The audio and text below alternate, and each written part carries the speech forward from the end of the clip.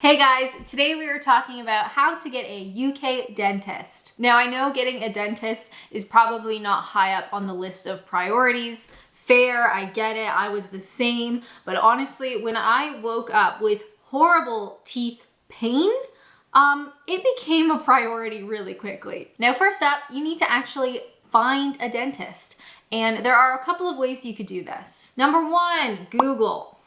How great is Google? Simply search for dentists in your area. If they have a decent presence online, you can also look at reviews, any sort of ratings that they have. You can also see what their website looks like. I know you shouldn't judge a book by its cover, but if I find a place that has a really terrible website, something about that just puts me off. Another way to find a dentist is using a Facebook group. So a lot of towns and villages will usually have a Facebook group dedicated to that town.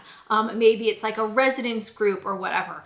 Those can be really great resources when you need to ask for opinions. So you could go in there, search the group for anybody talking about a dentist, or you could even post yourself, hey, I'm new to the area, I'm looking for a dentist, and I'm getting recommendations. What would you recommend? Now, on top of using Google and Facebook groups, you can also use the NHS website. They have a Find a Dentist feature. So that way you can search for dentists based on location, and you can find a bunch of relevant information about each practice through this NHS search. All of the relevant links will be in the video description in case you want to try it out. Now, on top of all of those sort of web-based searches, you can also ask people. So if you already have a job, ask your coworkers, do you guys have a dentist? Would you recommend a dentist? British people are truly lovely and wonderful, and they are more than happy to help. So don't be afraid to ask people for recommendations. For me, I ended up picking a dentist that had a good website,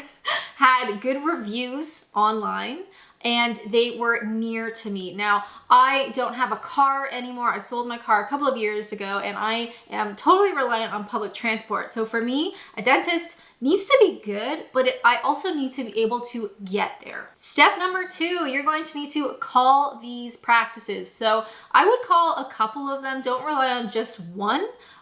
Call a few, see what the situation is and whether they are taking new patients. Now here is where things get a little bit different. So the UK has sort of two routes that you can do for dentists. You can either go an NHS route, which is subsidized by the government, subsidized by the NHS, so you pay less, or you can go private where you cover the cost. Now I know some people are like, why would you ever go private if you could go NHS? Now, the trick is you need to register as an NHS patient. So when you are calling these practices, you are going to want to ask if you could register as an NHS patient. They may outright say, no, we are not taking any NHS patients. At that point, you have to decide, do you wait or maybe call around to find a place that will take you, or do you book an appointment privately? The benefit of taking a private appointment or being a private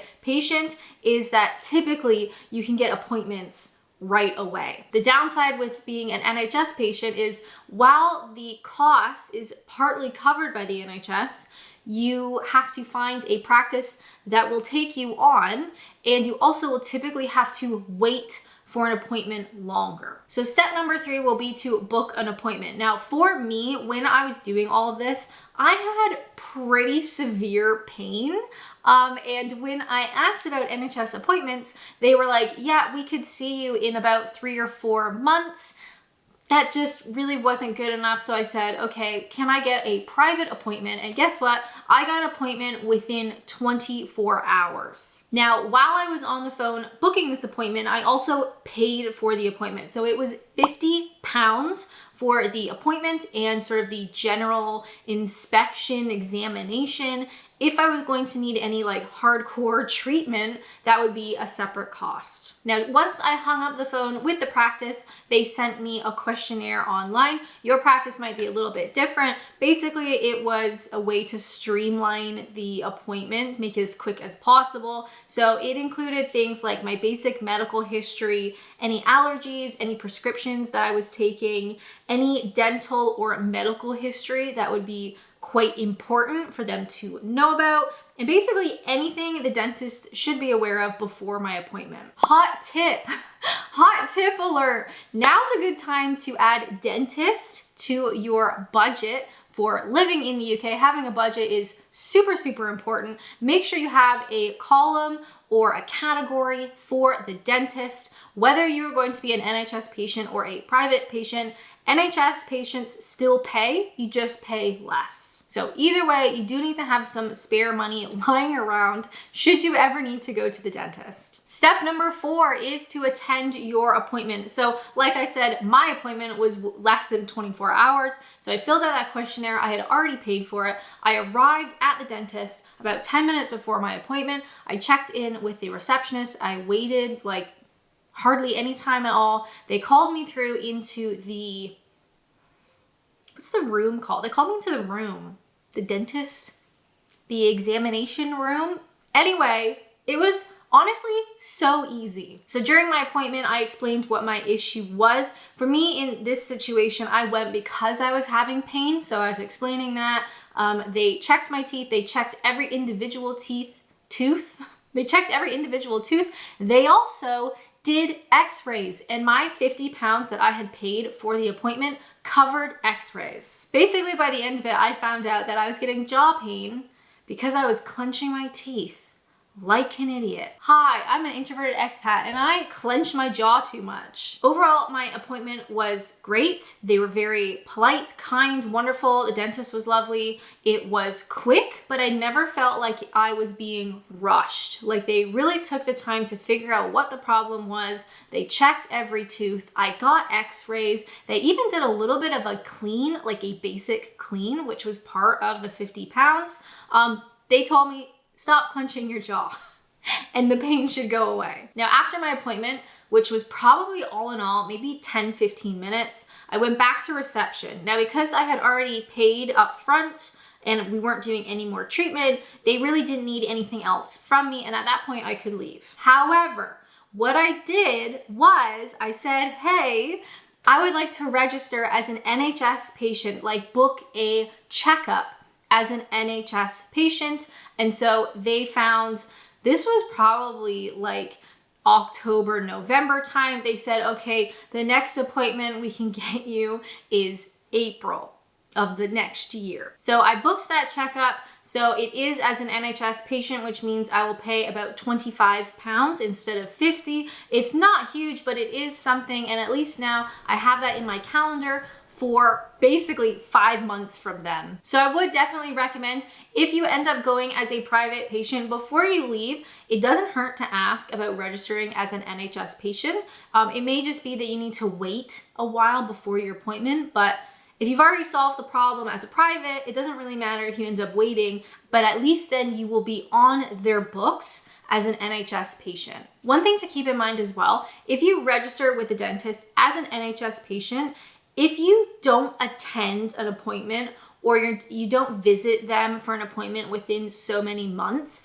they will then take you off the books to make space for somebody else. So if you are able to register, like myself, having an appointment in April, I make sure that I go to that appointment. It's just a basic checkup, have my checkup, pay my £25, and then make sure to schedule the next checkup in however many months or perhaps once a year.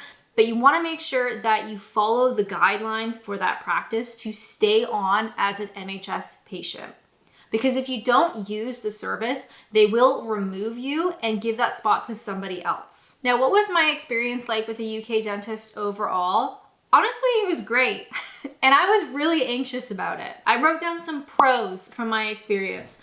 I was able to book an appointment literally right away. The practice was clean. It was very modern. It was just like, it's everything you want a dentist practice to look like, if that makes sense. Everybody was very kind. Everybody was very patient. I asked a lot of questions and I never felt like I was being annoying. Everybody was just really nice. And I also never felt like my appointment was rushed or like they were just trying to get me out the door. And my issue was solved, which is really the main thing. I will say for cons, the biggest con and the scariest part is, especially as a private patient, should you need further treatment, you really don't know what that's going to cost. Now, of course, the dentist will tell you, okay, we're going to need to do this, that treatment is going to cost this much, and then you'd have to decide. But going into it can be kind of scary because you don't know. At least when you are an NHS